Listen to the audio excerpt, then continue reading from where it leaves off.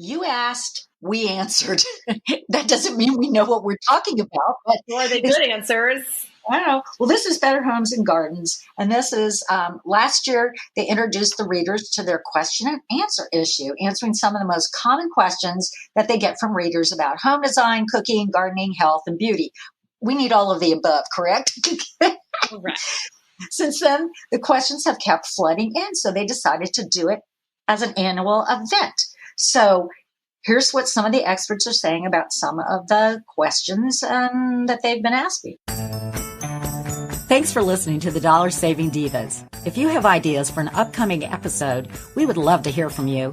Just head to our Facebook page at facebook.com/dollarsavingdivas CBUS and share your comments. So, okay. Kick it off on the first one. All right. Question. Outfitting my house on a budget. Where to splurge, where to save? So their answer is splurge on foundation items and things you touch every day, like a sofa, a mattress, bedding. Save on items reflecting trends, lamps, pillows, area rugs. All right. Well, that makes sense. That's kind of common sense. Yeah. I think area rugs could be argued to go on either end. Okay. Do you have pets? No. Besides your children? I have teenagers, so that's kind of close. Besides your children, that's what I was saying. Okay, what are some kid and pet-friendly fabrics for in the house? Even though you don't have any pets, neither do I. Yeah, leather, it says. Yeah, leather for the car, leather for the house. Ideal when you have pets. It's hard to beat the wear and tear it can take, or try using a stylish outdoor fabric for pillows and upholstery. Well, I like all those washable things you can use like on your patio furniture and stuff. Yeah. You just take a hose and just spray it down. That takes care of everything. Okay, now, how do you up the natural light in a room with few windows? You're more of the artsy craftsy kind of person than I am. I am? Yeah. Put a big mirror on the wall like it's going to be Elvis's family room. Well, and it makes the room look bigger, doesn't it? Yeah, no, what they're saying is white walls. My mirror thing was a joke. White walls. More than anything, bounce light around the room and disperse it. So white walls. I always think that too, like a nice creamy white. And then you can always add color with art or the rug or the trend items that we just talked about. Unless if you're getting into a kid room and they want color, but I don't know. Okay. Do you want to know about this one? I actually do. Nail polish that doesn't stay on. Yes. Okay. Number one, when you go and have your nails done and or your toes done, take your own polish, because then if you get a chip, you can fix it yourself. But here's a couple of things, and this works. Hand sanitizer to the rescue. Nail artist Miss Pop says swipe a cotton pad dipped in sanitizer across the nail bed to remove natural oils before applying a base coat. Then after you do the base coat, then after you put your regular stuff on, then you use another coat over the top. It's like a clear one, and they always do that when I go to my salon. And then don't shower or wash your hands or wash dishes for a couple of hours after painting your nails because they really aren't dry. I thought that was interesting. That is interesting. So you apply a top coat and then even another layer a few days later. Oh, yeah, I've done that. Yes, and it does. It stays better. I'm looking at my nails right now, and I'm like, oh, yeah, it does stay better. Okay. Next one. How do you eat? Oh, here we go. How do you eat less salt and have food still taste good? Why do I need to answer this? I should just say, ask Kelly. Yeah. Here we go. This is going to open a whole good conversation. Salt is a learned flavor. I think sugar too, like we were just saying in the other podcast. Yeah.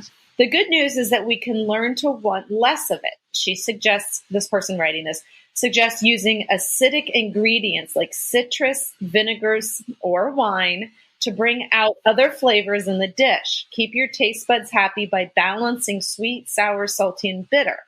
People add salt to bland dishes, but the dish is missing all of the taste. That's why it's bland. Yes. And natural herbs and spices contain natural things that aren't necessarily salt, but flavor like salt. And then I think we were talking about in the other podcast is Mrs. Dash makes something that's not salt, but it tastes like salt. So what about, do you salt meat before you grill it? No. I use herbs and wine. Okay. So okay. So let's say we're going to do a steak. Yeah. Then I would do most likely red wine, but maybe Chardonnay, but most likely red wine. I will do tarragon, some dry mustard, and fresh ground pepper. It tastes like steak Diane. Interesting. Well, how do you use the wine? To marinate it. Marinate. Marinate. Makes Okay. it more tender. And sometimes I'll do it for a day. Sometimes I'll do it for 24 hours. Now I'm going to have everybody at my door wanting Gil to do steak Diane on the grill.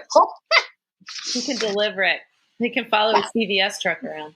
Yeah, the CVS, the American or Amazon Prime. That's also our favorite person. Okay, how do I get hydrangeas to turn blue? This is hilarious because Alexis's wedding. Yeah. Hydrangeas, blue hydrangeas. Oh, really? Yes. This is one of the questions that they hear most. Is that with their test card? I thought this was interesting. The first step is knowing what type of hydrangea you have. Only the big leaf varieties will turn blue, and even only certain cultivars. If you've looked up your cultivar and it's one apt to change color, the fix is simple. You just need to make your soil more acidic by applying aluminum sulfate, often sold at garden centers specifically for hydrangeas. And this is why I realized why the blue hydrangeas cost more from the florist for her wedding, because they got to go through all this crappity crap just but that's what she wanted, so that's what she's getting. She's getting blue hydrangeas, and now I know how they do that. Yeah, they are pretty. They are beautiful. Yeah. Okay, next question. Can you use gluten-free flour like regular flour? Nope, can't. I know Fine. that. Let's move on to the next question. Okay. Unfortunately, you cannot swap a single ingredient alternative flour like almond or buckwheat for all purpose. You need to use a replacement that will mimic the texture and structure gluten provides. You can, however, sub in a mix. They developed a rigorously tested, a cup-for-cup gluten-free flour mix at their Better Homes and Garden test kitchen. So mix a batch or a double or triplet to keep it on hand. So this is the batch, and we should probably put this up on the website or, with the podcast so that people see it written out. But it is in a large bowl, whisk together 3 cups white rice flour, 3 cups potato starch, 2 cups sorghum flour, SORGHUM, and 4 teaspoons xanthan gum, XANTHAN. Store in an airtight container at room temperature for up to 3 months. Well, it's a good thing I don't bake, because I would not be able to do that. I don't bake, so I don't use flour. Just ran out of all my xanthan gum. Whatever the heck some of this stuff is. Okay, so the question is, I want a great background in my video chat. How do I arrange that in my home? Okay, this is interesting. If people could see us right now, they would be asking us. I do have a green screen set up if I was using my larger computer, but I'm on the laptop. Nobody. Okay, here's a few of the things. The camera should capture the view from mid-chest to a few inches above your head. Okay, is that what you're seeing with me? You are major failing on that right now, because all we always see is the top of your head. Okay, well, that sucks then. Square your shoulders with your computer or phone screen. Okay, I'm squared. I may not be able to see it, but I'm squared. Scoot your seat so you're sitting about 30 inches from the camera? No. Oh, there you go. Oh, there. You just looked at us. Do that again. Yay! Hi. Is that better? Is that 30 inches from the camera? Oh, man, we're having a rough day today. We are. Okay. Your face should be evenly lit. Well, I'm lit, but let's define lit. If there's not enough natural light, place a lamp behind the camera. Okay, well, that ain't. I got a lamp back here, but I don't have it on. Okay. Now the other thing is, don't forget to clean your camera lens frequently. Okay, well. No, whatever. I want my camera lens to be have some stuff on it, because then I can get that real. Remember the show Moonlighting? And then Oh, yeah. whenever it would show, what's her name? Maddie was the character, but who was the woman? That played her. She was a model. Yeah, it wasn't Candace Bergen. Who was it? No. Bruce Willis. Anyway, so whenever she was sitting, Bruce Willis and her. whenever she was sitting at her desk, she always had like that gauzy film light. Oh yeah, that mood light. Yes. It's like they put a thing over the camera lens. Right. So I might leave my camera dirty for my moonlighting haze. Soft lighting. That's what we need. Okay, I'm done. I'm not going anymore in this one. We're moving right along.